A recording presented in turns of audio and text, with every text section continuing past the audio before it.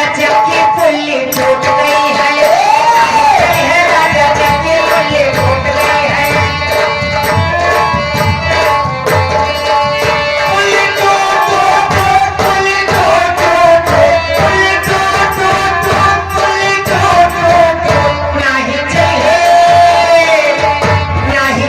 राजा जब की पुल्ली टूट गई है, नहीं चले राजा जब की पुल्ली टूट गई है।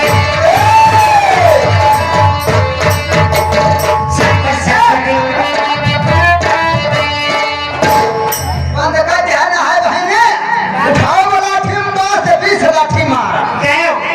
किस लिए? हम कहते हैं अगर ठुल्ली टूट गई ना, के था भी ना हमारा टुल्लू प्रधान भैया यहाँ। अच्छा, हम कहते हैं 1 लाख लागे, तो पूरी सात के लिए सही तो डलवा देंगे। 2 लाख लागे, अच्छा, 3 लाख लागे,